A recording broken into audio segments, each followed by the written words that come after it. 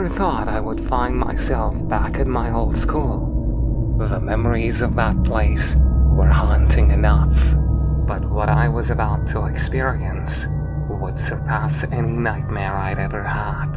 It had been years since I last stepped foot inside those decaying walls. The once vibrant hallways were now dimly lit, the paint peeling off the walls, and the air heavy with an eerie silence.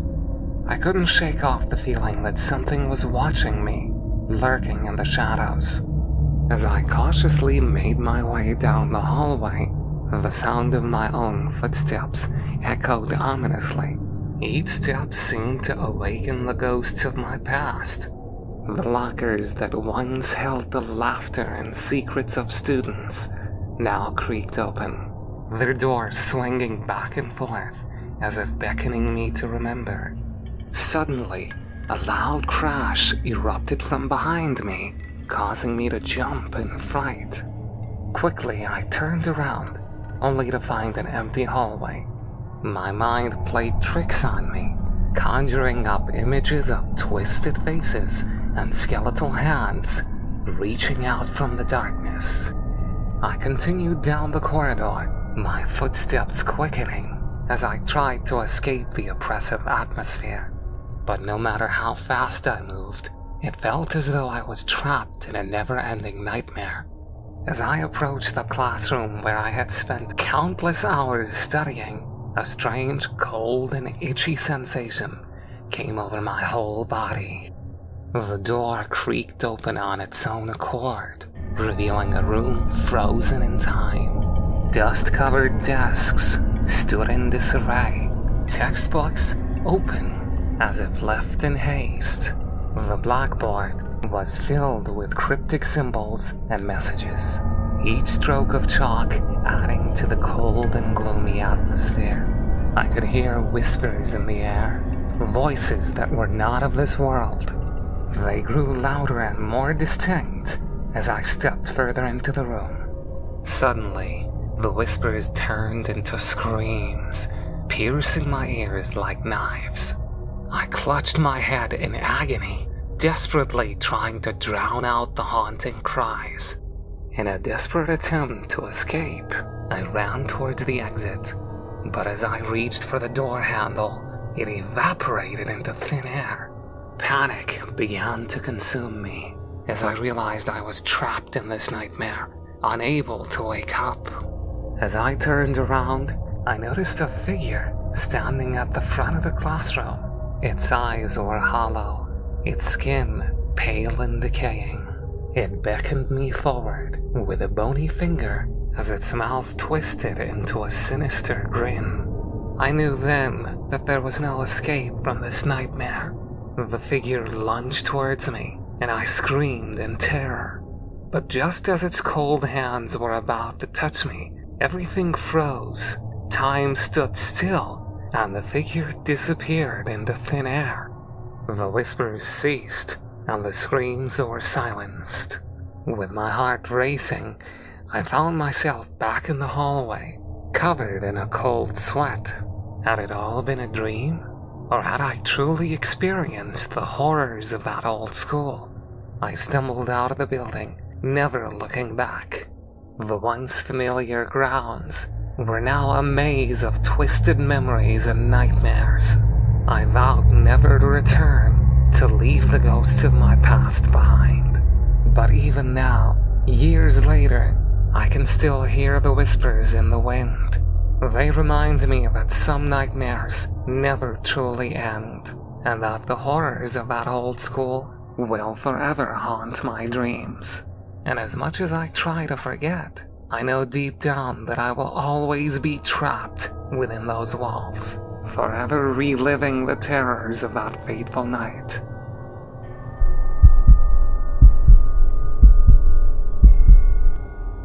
I always had a fascination with abandoned places.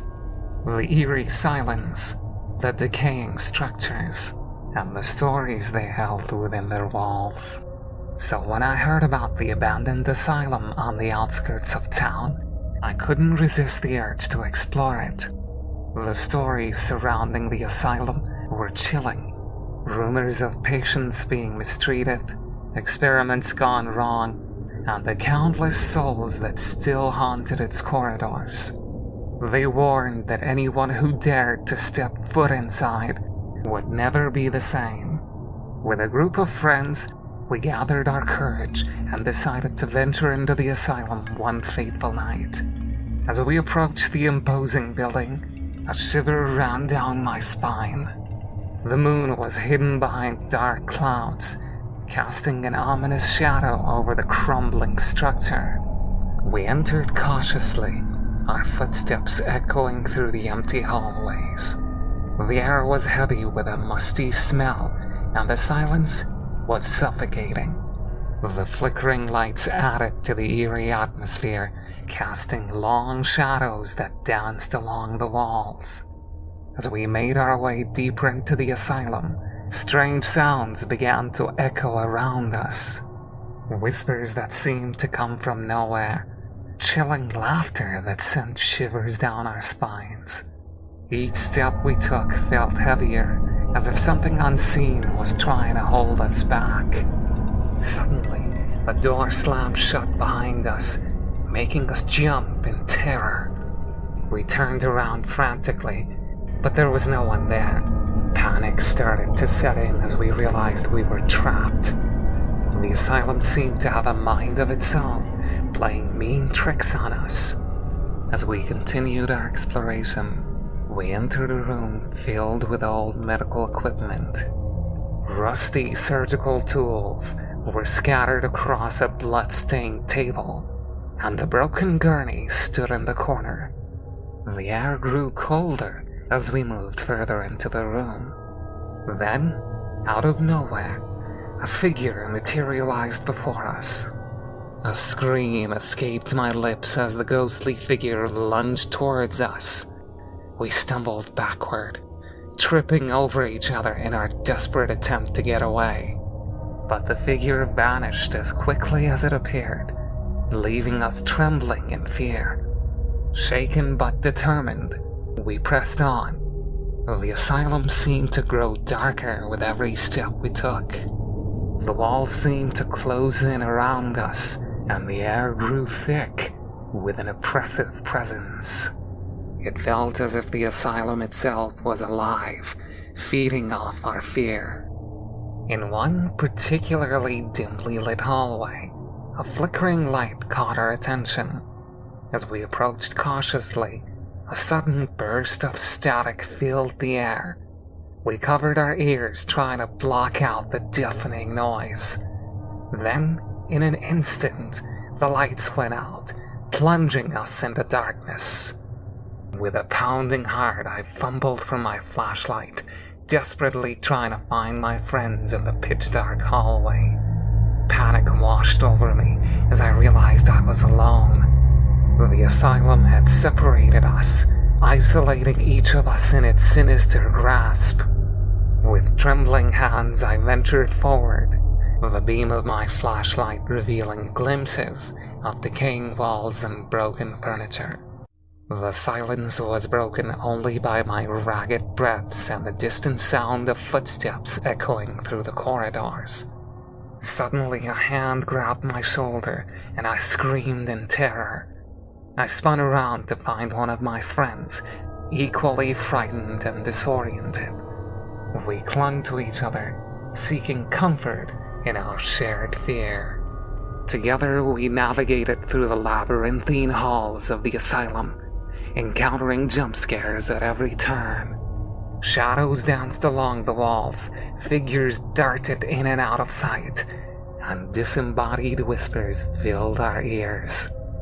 The asylum was alive with malevolence. Finally, after what felt like an eternity, we stumbled upon the exit. We burst through the doors, gasping for breath, as we were greeted by the cool night air. The asylum stood behind us, a haunting reminder of the horrors we had witnessed. As we walked away, our hearts still racing, we couldn't help but feel a sense of relief. The abandoned asylum had tested our courage, pushed us to our limits and left an indelible mark on our souls. We had survived the nightmares within its walls, but we would never forget the terrors that awaited anyone foolish enough to enter its forsaken halls.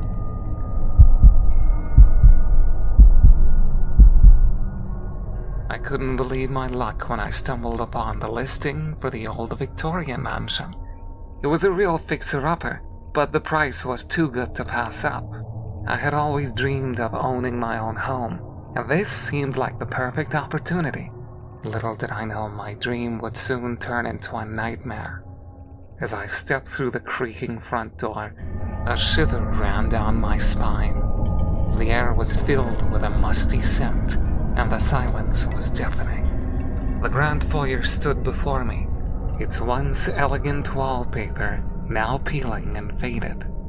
Dust covered every surface, as if time had forgotten this place. Undeterred by the eerie atmosphere, I ventured further into the house. The floorboards groaned beneath my weight, as if protesting my intrusion. The walls seemed to whisper secrets, their voices barely audible, but filled with a haunting presence. I decided to explore the first floor first, hoping to uncover the house's hidden history. Each room I entered held its own sense of fearful apprehension. The dining room was adorned with a long-forgotten feast, plates of rotting food and cobwebs covering the table. The parlor was filled with antique furniture, draped in dusty sheets, as if waiting for someone to return and breathe life back into them. As I made my way up the grand staircase, an icy breeze brushed against my cheek. The hairs on the back of my neck stood on end, and a feeling of unease settled deep within me. But I pressed on, curiosity getting the better of me. The second floor was even more decrepit than the first. The bedrooms were filled with broken furniture and tattered curtains that danced in the wind. It was in one of these rooms that I discovered a small journal hidden beneath the floorboard. Curiosity piqued. I opened the journal and began to read. The pages were filled with the ramblings of a previous owner, a man named Samuel. He spoke of strange occurrences in the house, whispers in the night, objects moving on their own, and a presence that seemed to watch his every move. As I delved deeper into Samuel's writings, I realized that he had become consumed by the darkness within the house. His entries grew more erratic, his handwriting jagged and frantic. He spoke of a malevolent spirit that haunted the halls, tormenting him day and night. Fear gripped my heart as I closed the journal. Could it be true? Was this house truly haunted? The thought sent a chill down my spine, but I couldn't deny the evidence before me. Determined to uncover the truth, I ventured into the attic, the final frontier of this haunted house. The air grew thick with an oppressive energy, making it difficult to breathe. The flickering light bulb overhead cast eerie shadows on the cobweb-covered boxes that littered the space. As I rummaged through the forgotten belongings, I stumbled upon an old photograph. It depicted a family, their faces worn with time. But it was the figure standing in the background that caught my attention, a shadowy figure with glowing eyes and a twisted smile. A gasp escaped my lips as I recognized the face from Samuel's journal. The malevolent spirit that had tormented him was now tormenting me. Before I could react, a gust of wind blew through the attic, extinguishing the flickering light bulb. Darkness enveloped me, and I could feel a presence drawing closer. Panic surged through my veins as I fumbled for my flashlight, desperate for any source of light. The beam of light illuminated the figure standing before me, a ghostly apparition with hollow eyes and a tattered gown. Its mouth opened in a silent scream as it lunged towards me, its icy fingers grazing my skin. I stumbled back, my heart pounding in my chest. There was nowhere to run, nowhere to hide. The house had become a prison, and I was its unwilling captive.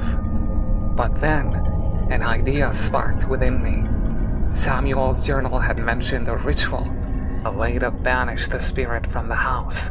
With trembling hands, I retrieved the journal from my pocket and began to recite the incantation. As the ancient words left my lips, the air crackled with energy. The ghostly figure recoiled, its form dissipating into nothingness. The oppressive darkness lifted, replaced by the dim light of the flickering bulb once again. Exhausted but triumphant, I made my way out of the attic and back downstairs. The house seemed to sigh in relief, its haunted presence finally lifted. But as I stepped out the front door, I couldn't help but glance back at the old Victorian mansion.